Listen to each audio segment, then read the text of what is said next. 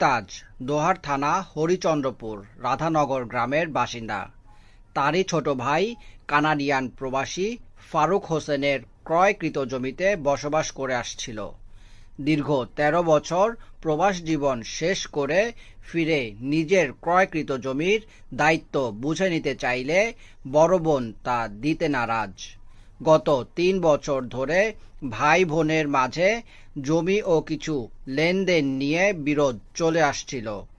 এই বিষয়ে আন্তর্জাতিক মানবাধিকার সংস্থা ইন্টারন্যাশনাল আইন ও সালিশ ফাউন্ডেশনে একটি অভিযোগ আসে।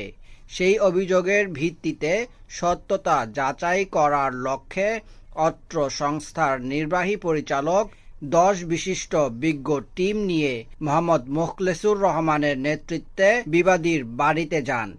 বাদী বিবাদী এবং এলাকাবাসীর সাথে কথা বলে বুঝতে পারেন তাদের মধ্যে একটি ভুল বোঝাবুঝির সৃষ্টি হয়েছে। দীর্ঘ ৩ বছর এই নিয়ে বিরোধ চলে আসছিল।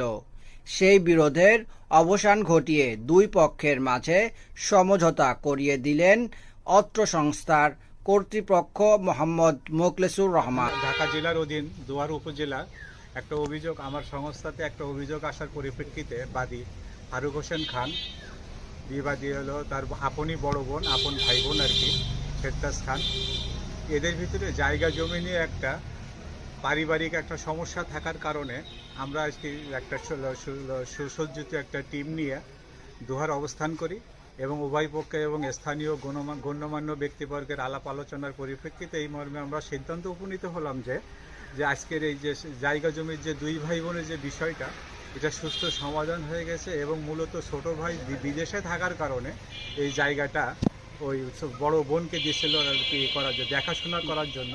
পার্শ্ববিক একটা ভুল বোঝাবুঝির অবসান ঘটিয়ে আগামী ৩ মাসের মধ্যে বড় বোন জায়গা ছেড়ে দিয়ে চলে যাবে। ছোট ভাইয়ের জায়গা আমি দেখশন করছি এতদিন, আগামী ৩ মাসের ভিতরে আমি দিক থেকে চলে যাব। এখানে কি আপনার কোনো কিছু চাওয়া পাওয়ার আছে? এবং ছোট ভাই তার জায়গায় তার স্থাপনা বা আদার্স কোনো কিছু করলে বড় বোন যে ফেরদাস খান যে বিবাদী, তার কোনো অভিযোগ থাকবে না, এই মর্মে আমাদের কাছে স্বীকারোক্তি প্রদান করেন। এবং পাশাপাশি ফারুক হোসেন খানও যে আগামী ৩ মাসের মধ্যে তার বড় বোনকে কিছু দেনা পাওনার হিসাবে চলে আসছে, সেটা সে আগামী ১ মাসের মধ্যে ৫ লক্ষ টাকা এবং পরবর্তী ২ মাসের ভিতরে ১০ লক্ষ টাকা প্রদান করবে। আমার বাবার নাম গুঞ্জুর খান। উনি আপনার কি হয়? চিরতাজ সে আমার বড় বোন। আমি কানাডা থাকাকালীন সময় এই জমিটা আমি ব্যক্তিগতভাবে ক্রয় করি এবং দেখাশোনার দায়িত্বের জন্য তাকে থাকার দেওয়া হয়েছিল।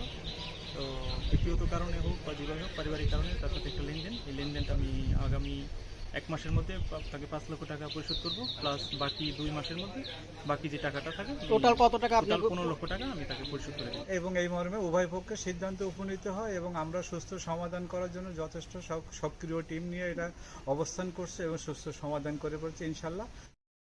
এই সালিসি প্রক্রিয়াধীন উপস্থিত ছিলেন নির্বাহী পরিচালক মোহাম্মদ মোখলেসুর রহমান, কোঅর্ডিনেটর আমির আলী, এক্সিকিউটিভ অফিসার তাহমিনা ও আলী আহমেদ রনি এবং সংস্থার অন্যান্য নেতৃবৃন্দ।